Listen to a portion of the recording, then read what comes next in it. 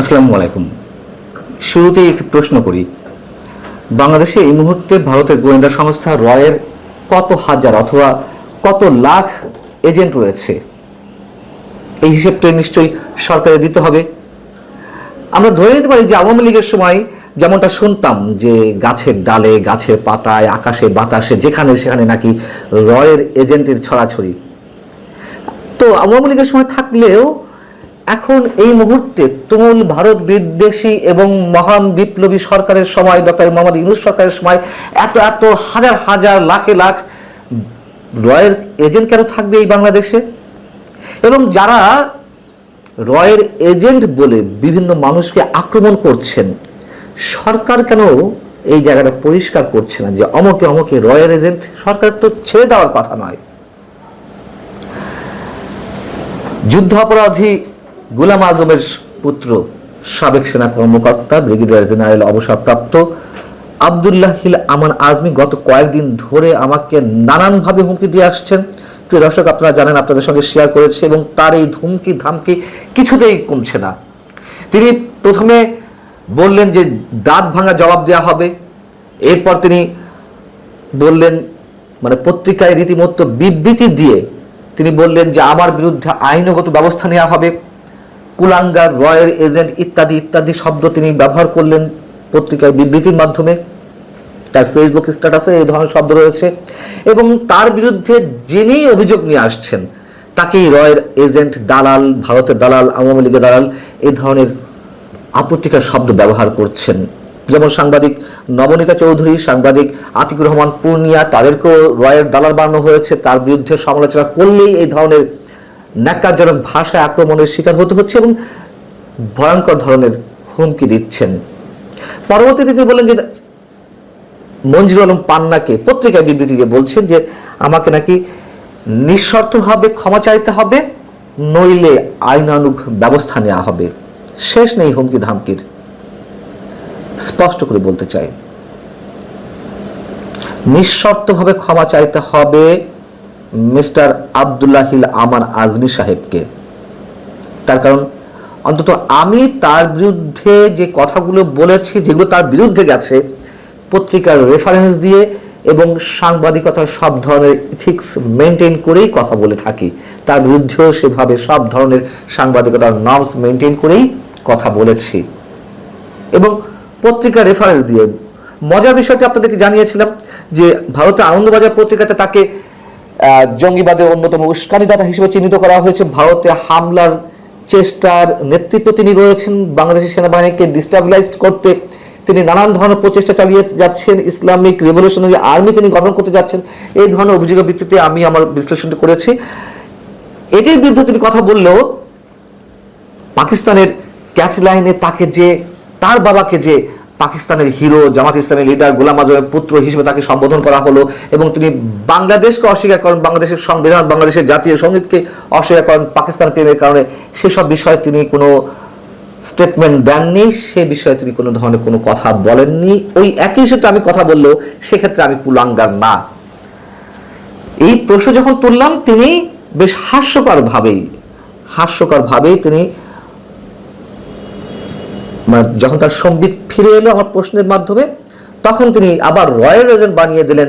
পাকিস্তানের ক্যাচ লাইনে যিনি মন্তব্য প্রতিবেদনটি লিখেছেন তাকে নিয়ে, তাবাসসুম খান, তিনি নিয়ে নাকি রয়ের এজেন্ট। বোঝেন অবস্থা। তিনি তাবাসসুম খান সম্পর্কে কি বলছেন একটু বলি। পাকিস্তানে ভারত বা রয়ের এজেন্ট এই নারী, এই এজেন্টের বক্তব্যের সাথে সত্যের দূরতম কোনো সম্পর্ক নেই। আমি খাঁটি বাংলাদেশি, আমার প্রতিটি অণু, পরমাণু, শিরা, উপশিরা, লোমকূপ, রক্তবিন্দু বাংলাদেশি। যারা দেশপ্রেমিক তারা এটা ঠিকই জানেন, কেবল ভারত বা রয়ের এজেন্টরাই চেতনার বরিখে আমাকে ট্যাগ লাগিয়ে দেওয়ার চেষ্টা করছে। ওহে কুলাঙ্গারগণ, আমি চ্যালেঞ্জ দিচ্ছি, আমার কোনো কথা, কাজ বা আচরণে কেউ এ ধরনের কোনো প্রমাণ দিতে পারবে না। প্রমাণ তো তিনি দিয়েছেন নিজে, আমরা আর কি প্রমাণ দিব? তিনি কথিত আয়নাঘর থেকে, তার আয়নাঘরে থাকা নিয়ে তো নানা ধরনের প্রশ্ন আছে, কথিত আয়নাঘর থেকে বেরিয়ে তিনি একটি সংবাদ সম্মেলন করলেন ভার্চুয়ালি 23 সেপ্টেম্বর সম্ভবত। সেখানে তিনি কি বলেছিলেন? সেখানে তিনি নিজের নানান ধরনের অভিজ্ঞতা এবং ইচ্ছের বহিঃপ্রকাশ ঘটালেন। বাংলাদেশের জাতীয় সঙ্গীতকে আমার সোনার বাংলা আমি তোমায় ভালোবাসি এটিকে স্বাধীনতার পরিপন্থী হিসেবে উল্লেখ করলেন। তিনি এটিকে স্বীকার করেন না। তিনি বাংলাদেশের সংবিধানকে অস্বীকার করলেন। তিনি জোর দাবি জানালেন যে নতুন করে একটি কমিটি করে সংবিধান তৈরি করা হোক। যারা এক্সিস্টিং সংবিধানের বিরুদ্ধে এই ধরনের কথা বলছেন তারা তো রীতিমতো রাষ্ট্রদ্রোহী, তার তো জাতির কাছে ক্ষমা চাইতে হবে। এবং এই যে এনসিপি, এই কথাটা আমরা কেউ সাহস করে বলছি না, যারা সংবিধানকে, যে সংবিধান অধীনে এই সরকারের গঠন শপথ, সেই সরকারের ভিতরে যারা রয়েছে বা অন্যতম ভরকেন্দ্র এনসিপির নেতারা যেভাবে সংবিধান ছুঁয়ে ফেলছেন, দুমড়ে মুচড়ে পায়ের নিচে পেশার চেষ্টা করছেন, তাদেরকে কেউ রাষ্ট্রদ্রোহী হিসেবে কেন আখ্যা দিচ্ছে না? তাদের বিরুদ্ধে কেন রাষ্ট্রদ্রোহের মামলা হচ্ছে না? এবং এই আব্দুল্লাহ হিল আমান আজমি সাহেব, তিনি তো একই ধরনের কথা ক্রমাগতভাবে বলে যাচ্ছেন। এবং আরো একটি কথা অনেকেই যে প্রশ্ন করছেন যে এই ব্যক্তিকে সেনাবাহিনীতে কিভাবে নিয়োগ দেওয়া হয়েছিল, খুবই ভ্যালিড কোশ্চেন। কারা তাকে নিয়োগ দিয়েছিল? তিনি যখন 1981 সালে বাংলাদেশ সেনাবাহিনীতে কমিশন প্রাপ্ত হন, তখন তার বাবা যুদ্ধাপরাধী গুলাম আজম তো পাকিস্তানের নাগরিক, বাংলাদেশের নাগরিকত্ব পাননি। সেই হিসেবে তিনিও বাংলাদেশের নাগরিক নন। তাহলে তাকে কিভাবে নিয়োগ দেওয়া হয়েছিল? এবং ওই সময় যখন সেনাবাহিনীতে এটি নিয়ে প্রশ্ন উঠল যে সেই হিসেবে তার সামরিক প্রশিক্ষণ অবৈধ ছিল কিনা,